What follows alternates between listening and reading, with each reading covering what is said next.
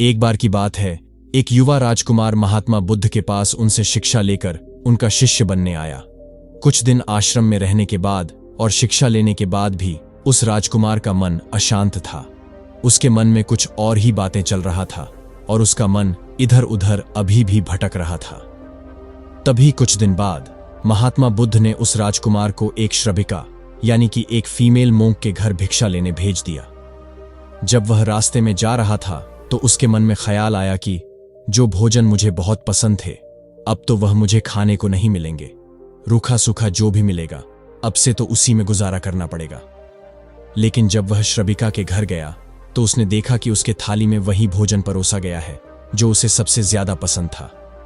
वह बहुत हैरान हुआ, लेकिन फिर उसने सोचा, संयोग होगा, जो मुझे पसंद है वही आज घर में बना होगा।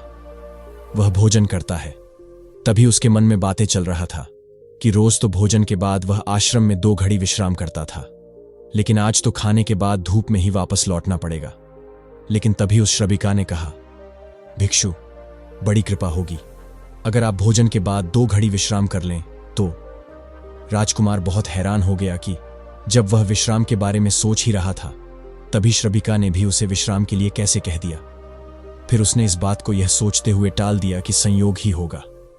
जिस समय मेरे दिमाग में विश्राम की बात आई उसी समय उसके दिमाग में भी सहज यह बात आ गई होगी कि भिक्षुक है, बहुत दूर से धूप में चलकर आया है, भोजन के बाद थोड़ा विश्राम कर लेगा तो अच्छा होगा। उस भिक्षुणी ने चटाई बिछाई और वो लेट गया। लेटते ही उसे ख्याल आया कि आश्रम छोड़ने के बाद अब न तो अपने सर पर किसी का हाथ है, ना ही अपनी छत और ना ही अपना कोई बिछौना। अब तो आसमान ही छत है और जमीन ही बिछौना। राजकुमार अपने मन में सोच ही रहा था कि वह श्रबिका जो कि चटाई बिछाकर वापस जा ही रही थी रुक गई और बोली, भंते, ऐसा क्यों सोचते हैं आप? महात्मा बुद्ध से बड़ा कोई साया नहीं, जमीन से बड़ा कोई बिस्तर और आकाश से बड़ा कोई छत नहीं। कृपया आप ऐसी बात न सोचें। यह बात सुनते ही राजकुमार एकदम से उठकर बैठ गया और वो थोड़ा घबरा भी गया। अब उसके लिए यह बात एक संयोग मात्र मानना संभव नहीं था। उसने उस बौद्ध भिक्षुणी से कहा, मैं बड़ा हैरान हूं, क्या मेरी विचार तुम तक पहुंच जाते हैं? क्या मेरा अंतःकरण तुम पढ़ लेती हो?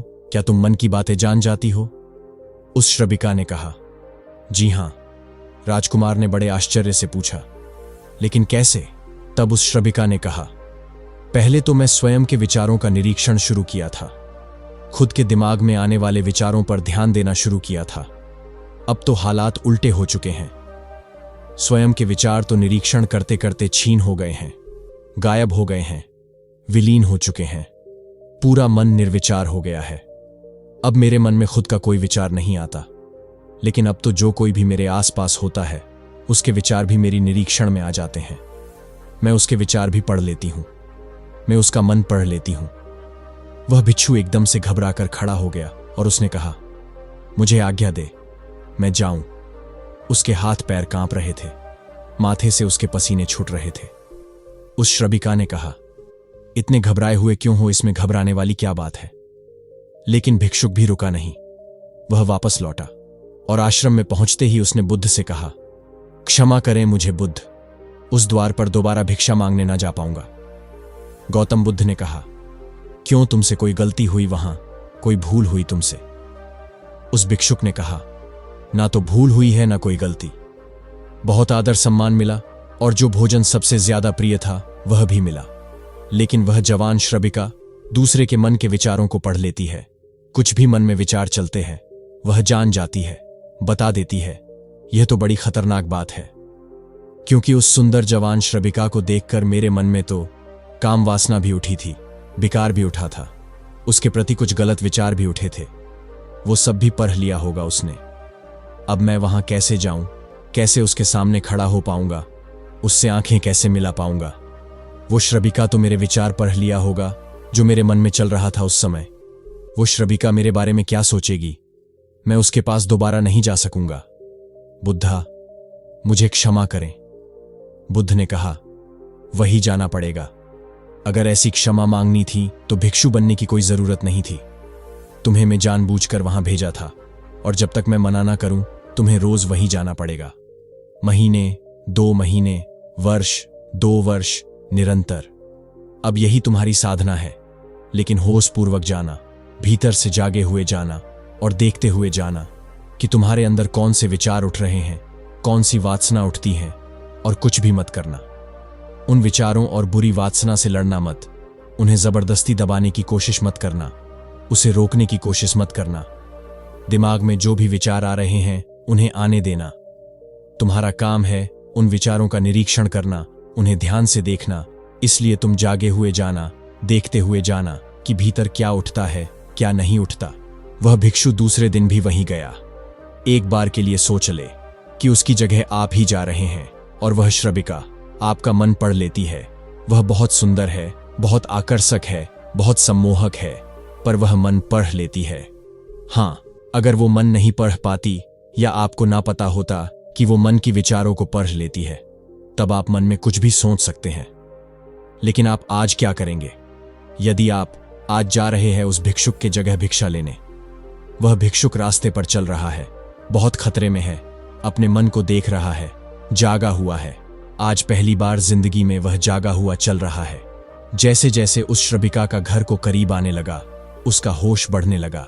भीतर जैसे एक दिया जलने लगा हो और चीजें साफ दिखाई पड़ने लगी और विचार घूमते हुए मालूम होने लगे।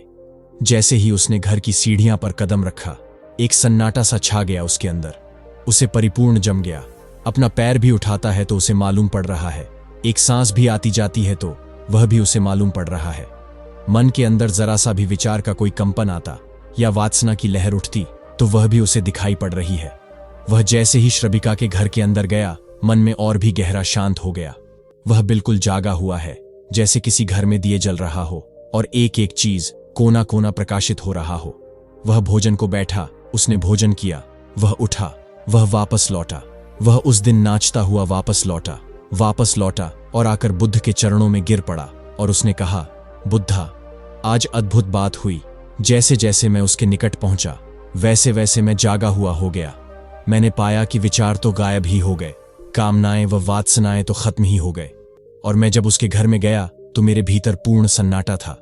वहां कोई विचार नहीं था, कोई वासना नहीं थी, वहां कुछ भी नहीं था। मन बिल्कुल शांत और निर्मल दर्पण की भांति था। बुद्धा ने कहा, इसी बात के लिए वहां भेजा था। कल से वहां जाने की कोई जरूरत नहीं है। अब जीवन में इसी भांति जियो जैसे तुम्हारे विचार सभी लोग पढ़ रहे हो। अब जीवन में इसी भांति चलो जैसे जो भी तुम्हारे सामने है वह तुम्हें जानता है, तुम्हारे अंदर देख रहा है, तुम्हारे विचारों को पढ़ रहा है। इसी भांति चलो और अंदर जागे रहो।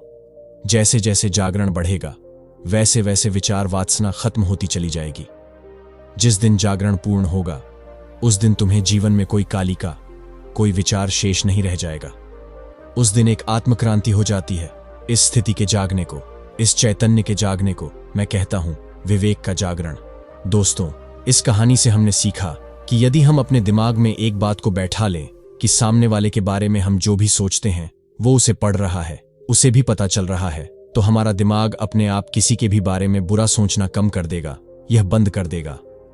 सोचिए, अगर आपको पता हो कि यदि आप किसी लड़की या किसी के बारे में गलत सोच रहे हैं और यह बात उस लड़की को पता चल जाएगी, तो क्या आपका मन ऐसी बातें सोचेगा? नहीं। दोस्तों, यदि हम इस प्रक्रिया को कई दिनों तक करते रहे तो हम पाएंगे कि हमारा दिमाग विचार सुन्न हो गया है। यह केवल वर्तमान में जी रहा है, वर्तमान की चीजों को देख रहा है, उसी का साक्षी है। हमारा दिमाग किसी भी चीज के बारे में अच्छी या बुरी राय बनाना छोड़ देगा। ये बस उस चीज को देखेगा, वह जैसी है उसे वैसा ही दिखेगा। दोस्तों, अगर हम यह कर पाए तो एक बहुत ही शांति से भरी और होशपूर्ण जीवन जीने में सफल हो पाएंगे। यह वीडियो आप लोगों को कैसा लगा, कृपया कमेंट करके हमें बताएं।